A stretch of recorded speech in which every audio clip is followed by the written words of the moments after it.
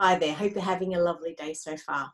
Well, social isolation has placed so much of our lives on hold and meant that the flow of life is just stopped, or just for the short term anyway.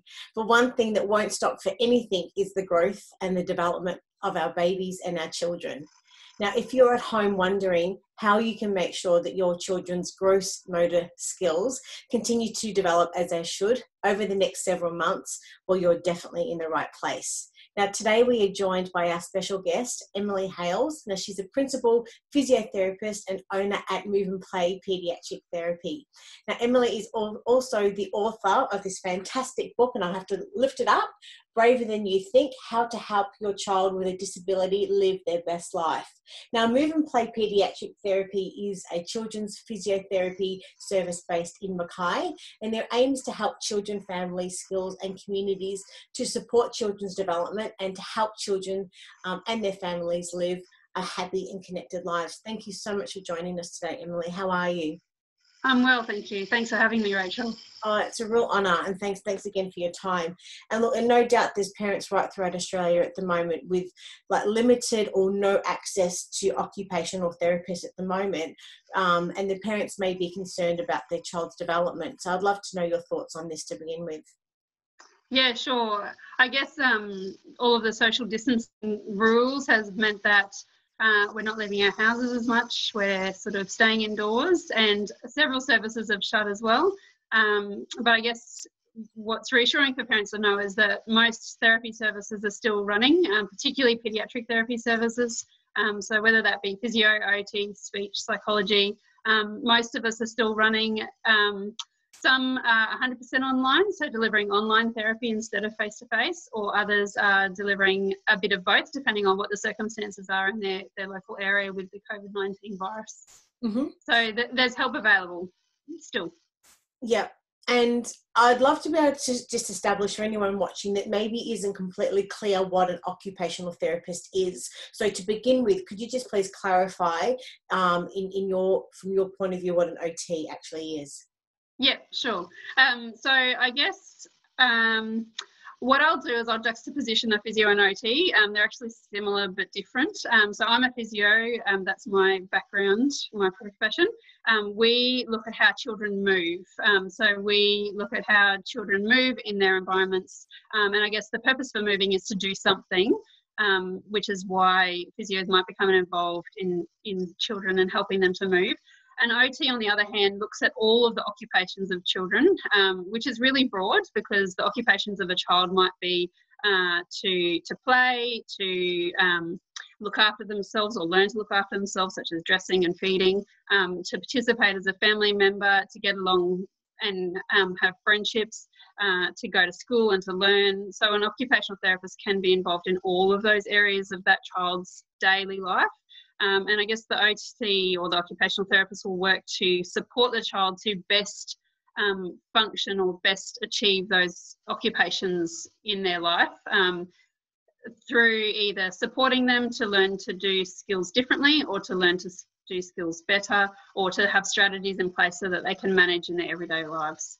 Okay. So that's generally an OT, yeah. So from your point of view, why would a parent need to take their child to see an occupational therapist or a physio? Yeah, sure. So from a physio point of view, it's probably a little bit narrower. Physios help children to move better or to support them if they're not moving as we would expect them to. So sometimes you might see a physio because your child is not developing as you expect them to. Maybe they're not crawling or walking when you would expect them to. Other times it might be because their balance is a bit off, or they're a bit clumsy, or their coordination is not as good as their peers and they're kind of falling behind in their sports or their play activities. Yep. Or another reason for children, for physios, is if they're experiencing pain or they've had an injury or they've got a disability of some sort and need to learn to move better. From an OT point of view, basically if the child is having difficulty with achieving a task or an activity in their life, whether that be some of those things we talked about, dressing, washing, feeding, handwriting, playing, taking turns, going to school, any of those daily activities, if your child's having a difficulty with that, an OT is someone who can help you to problem solve why is that child having difficulty with that and what can we do to help them. So really, it's broad for OTs.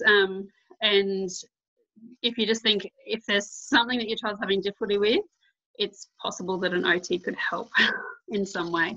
So from your point of view, when should parents really consider taking their child to see an occupational therapist or a physio? I think as soon as you are worried about something that your child's either doing or not doing as you would expect them to, I guess the sooner you can get help, the sooner you can either reassure yourself that actually what you're seeing is fine, because even though children follow typical patterns, there's variations in how children develop. So it might just give you reassurance that yes, my child's going okay. I don't need to be worried about this. Or alternatively, it could be, look, I'm a bit worried about my child's development, and then you can get some tips really early on to help your child to either catch up or to progress at a rate that's going to allow them to keep up with their peers and not fall behind. So really, as soon as you're worried about how your child's moving or doing an activity, that would be a time to start thinking about seeing a physio and OT. And do you have any tips for parents who are or are possibly hesitant to take their child to see a therapist in general? Yeah, sure. I guess the main thing probably for parents to realise is that we're not going to look for problems. We're not, physios, OTs, paediatricians, any health professional is not going to tell you that there's something wrong if it's not there. Best case scenario, you take your child to see an OT, physio, or another health professional, and they tell you that, do you know what? Yes, I can see what you're worried about, but what you're actually seeing is typical development. That's totally normal for babies to do that. And your child is showing us that they're doing all of the normal things that we would expect a child of their age to do. On the other side, if there is something going on, the sooner you can get help for your child, the sooner that they can kind of catch up or improve. So there's not really any negative about going to see a therapist like an OT or physio. There really is only gain that can be made, either your reassurance or help for your child. So I would suggest that there's no reason to be worried about that. And some tips, I guess, if you're worried about not being able to get your point across to the therapist that you're seeing, would be to, write down your concerns. So that way you've got something to read off to the health professional you're seeing. And then also videos are great. So sometimes when a child comes into a clinic environment, what they do is different to what they do at home. And so it is sometimes helpful for a parent to have videos to show the therapist what's happening at home. And then that way we can use that to kind of add to the picture that we see in the clinic, and therefore understand where you're coming from with your concerns. Yep. All right, cool. Yeah. Well, we published your article titled Activities to Support Your Child's Gross Motor Skills While at Home During COVID-19. For a parent who hasn't read the article yet, could you please give us a quick overview of what it's about and what inspired you to write it? Sure. I guess I'm one of those parents who are at home not doing all that much at the moment. And I know as a mum how you can worry about your child's development. So what I wanted to do is just to show parents that there are lots of things that you can already do at home that don't take any special equipment, that don't take any special tools or tricks, that you can help to support your child's development. We often think, when we're thinking about how am I going to get my child to develop, we think about, I need to get this different toy or this different piece of equipment that's going to help them. But the reality is we've got heaps of stuff at home that we can use to help our child to develop. And I guess that's a philosophy that we try and adopt in our clinic as well, because there's no point a child coming to us for an appointment and for us to show them a fancy activity they can do with this special piece of equipment when they go home. There's no way the parents can replicate that. So I'm really passionate about making sure parents realise that they've got all the tools they need at their fingertips to help their child. It's just how you use them for those different activities. Yeah, well, parents really would be surprised and relieved by reading the list of things you've got in your article, that the tools that they actually need to support their child's gross motor developments are already within their reach and around the house. Could you just give us just a few examples, because there's a great long list, but just a couple examples that you actually have in that list? Yep, sure. I guess my two favourites would be towels. Towels are so versatile. So towels can be used to for when your baby's really little. You can roll the towel up and put the towel on the ground, and you can pop your baby over on their tummy on the towel, and they can practice lifting their head up. Yep. As your baby gets older, you can use a towel under their tummy to kind of hold them up when they're in a crawling position, when they're not quite strong enough to hold themselves, but you can use that towel to hold them up, and you can help them to crawl in that position. And my other favourite, I guess you can also use towels for when children are first starting to step as well. So if you hold a towel out like it's a stick, and then your baby holds onto the towel, you can then help them to take some of their first steps holding on by holding onto the towel, keeping it out straight. My second favourite is a laundry basket, actually. So a laundry basket is great for when you're teaching your child to sit. So if you pop your baby at one end of the laundry basket, they're surrounded by the laundry basket on kind of, 2/3 of the sides. And so that will stop them from toppling in that 2/3 directions. If it's really early days and your baby's not even holding themselves upwards and they're still falling forwards, you can put a pillow in front, and that means that they'll only fall forward as far as the pillow, and then they can bring themselves back up to the laundry tub behind the laundry basket behind them. And then as your baby gets older, it's a kind of a nice place where you can put some toys in front of them. They can reach forwards and come back upright. And then they can also practice dropping the toy outside the basket so that they're practicing that grasping and releasing activity as well. So they're two of my favourites on that list. There's a fair few others, but they're probably the ones I like the most. Yeah. And why do you think it's so important for babies and children to like develop and work on their gross motor skills? Yeah.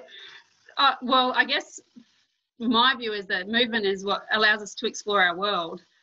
So when babies are tiny and they can't move, they're really dependent on us for all of their choices, for all of their learning experiences, for all their interactions. But then as they start to learn to move, that's what gives them the opportunity to explore the world. They can go and find that toy that's in the corner and feel what that toy feels like. They can make the choice that they can go and find that toy, or they can make the choice that they don't actually want to go and see that toy. They can go and see another toy that they would prefer to see. That is what gives us such power with movement, is the ability to use movement for choice making and for interactions and for exploration, because that's how babies learn. So that's why, as a physio, as a clinic owner, I'm really passionate about giving children opportunities to learn to move independently.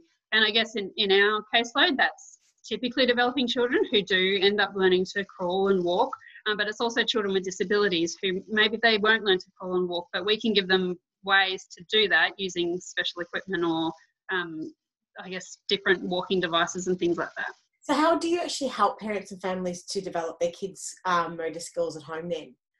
Yep. So I guess we partner with parents.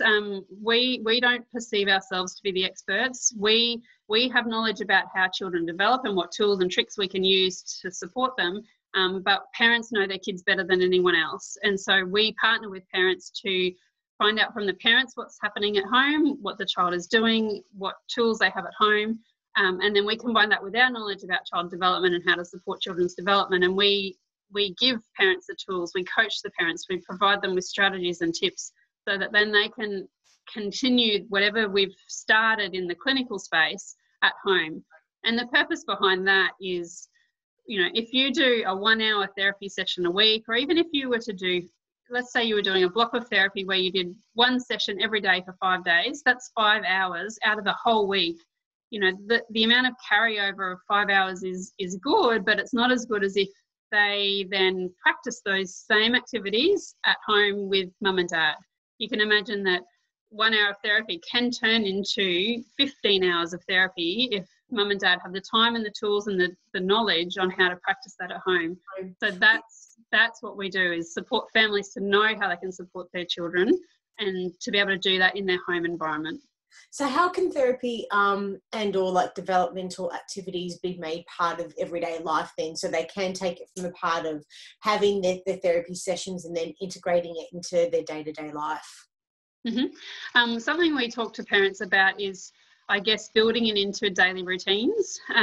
So every day we have to eat our meals, we have to brush our teeth, we have to get dressed, we have to do our hair. There's routine activities that we do every day that we can't get out of for our own well-being.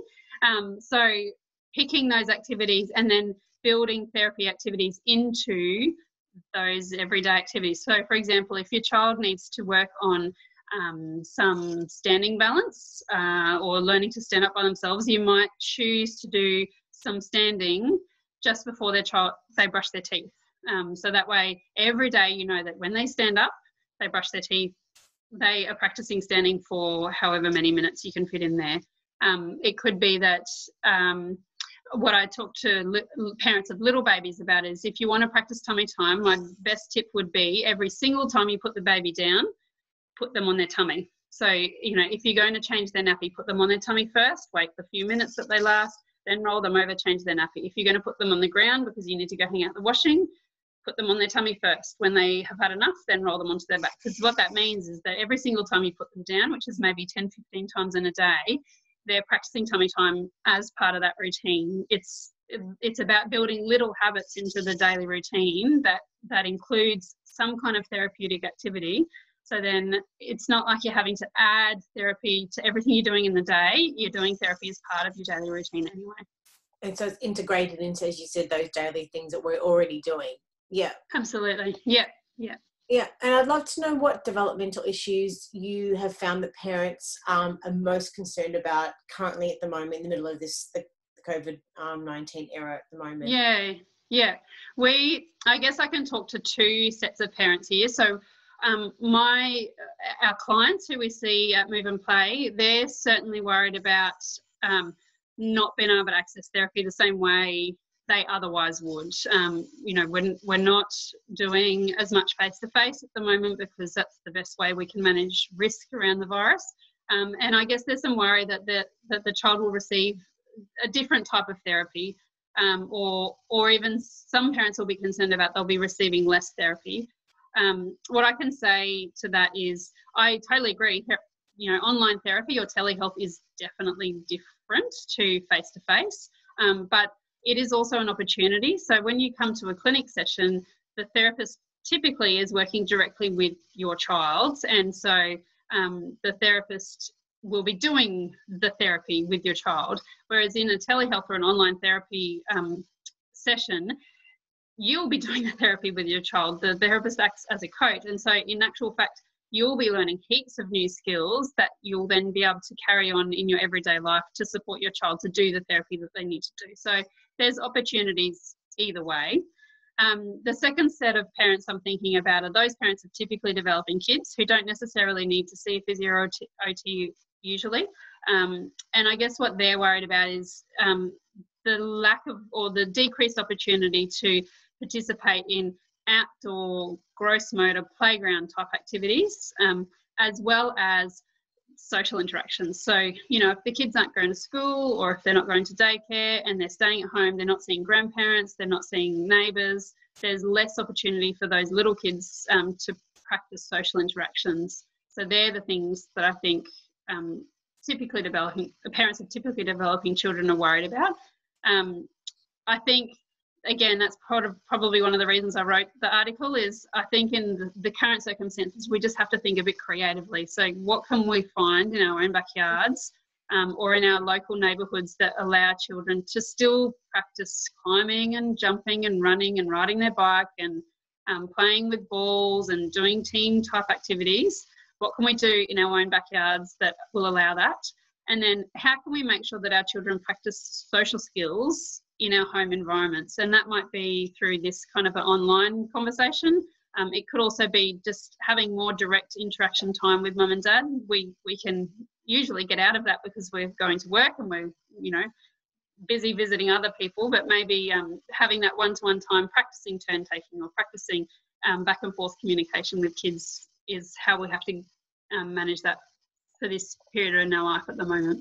So for the children that are in need of an occupational therapist but are unable to see one at the moment, and this is a hard question to ask, but in your opinion, will the lack of face-to-face appointments affect children in their development? And if so, really, what can parents be doing to prevent this from happening? Yeah, it's a good question. I guess my hope would be that no, it won't affect their development. In saying that, though, there's definitely going to be kids who are going to find telehealth harder. So that's the reality of, sometimes interaction via a video is going to be more difficult for some kids. So I think for the large majority of children, receiving physio and OT via telehealth is going to be okay, and it's going to continue to support their development. There's lots of research available that shows that receiving online therapy or telehealth versus receiving usual therapy, which is typically face-to-face, the outcomes are similar.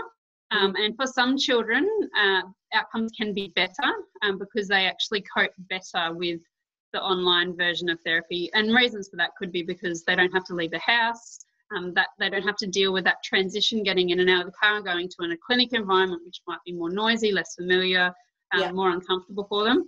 And then also for some kids with ASD, potentially, I should say autism, potentially interacting over a computer is easier for them to do than with a person face-to-face. So it may actually benefit some children as opposed to... Yeah. And look, our experience has been that we've had some kids who've done so well with telehealth. We are as anxious as parents are introducing this to all of our clients. We've done telehealth for kids who live long distances away. But for our clients who we've seen face-to-face for years, it is a little bit anxiety-provoking doing a different type of therapy.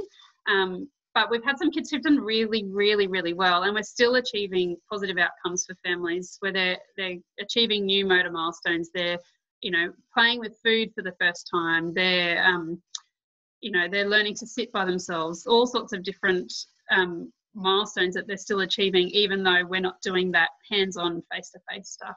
Yeah. So I can understand the anxiety, but I'm hopeful, and the evidence shows that, generally speaking, therapy over online services is okay and equivalent to face-to-face, and sometimes better.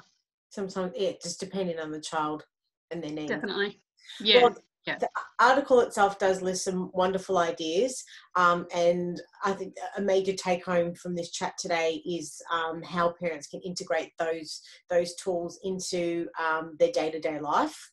And as you said, it's not for them to be able to add this onto their list to say, well, now we need to be able to focus on our OT stuff. It's about how can we integrate that into what we're already doing, what the children already have to do as part of their development. Yeah. But I'd love to speak about this for a moment. Tell me about... Yes. Well, I wrote that book. I published it in October last year. Yep. And I guess my reason behind writing the book was to give parents a framework or a model. So parents of children with disability, giving them a framework or a model on how they can help their child. I guess I can talk what the BRAVER stands for, the BRAVE model. And so that each of the letters of the word BRAVE stands for a different, I guess, a different aspect of how you can help your child to live their best life. So being aware and getting help early, recognising your child's needs. And I guess what that means is understanding that your child has strengths as well as difficulties, and then also recognising that all of the child's needs across all different areas impact each other. And so you need to understand their needs and address their needs across all areas and not just one thing. Yeah. Assisting your child but not insisting. So what that means is helping them to be as independent as you possibly can, but not insisting that they do things in a certain way, being okay with accepting assistance. So that might be assistive technology or specialised equipment. Validating your child. So that's about helping your child to develop a sense in themselves, a strong sense of their identity, and understanding what their place is in the world. And then E is about empowering families and parents. So obviously a child exists within the circle that is their family, and so parents need to be able to be empowered and look after themselves and look after each other so that they can help their child. And what the book does is go through each of those aspects of helping your child to be the best they can, and giving parents tips and tools and strategies how they can understand those various different aspects and how they can apply that to their child. This is brilliant. So if parents want to get a copy of this, whereabouts can they find? Yeah, they can get that from our website. So our website is www.moveplaypeedtherapy. So it's MOVEPLAYPAED therapy, THERAPY.com.au. Mm-hmm. Maybe easier would be to Google Move and Play Paediatric Therapy. It's a website that's a mouthful. It's also available on Booktopia and Amazon, so you can search for it at those two search engines and purchase it there as well. All right, perfect. It's been a really great chat. If parents have got any other questions for you and or want to sort of reach you in any other way, what's the best way for them to find you? Yep. Either our website, like I said before, and we're also on Facebook and Instagram. So if you search for us there, you'll find us there. Awesome. Really enjoyed the chat today, Emily, and really look forward to speaking with you again soon. Take care. Yeah, thanks so much for having me. Thanks. Bye.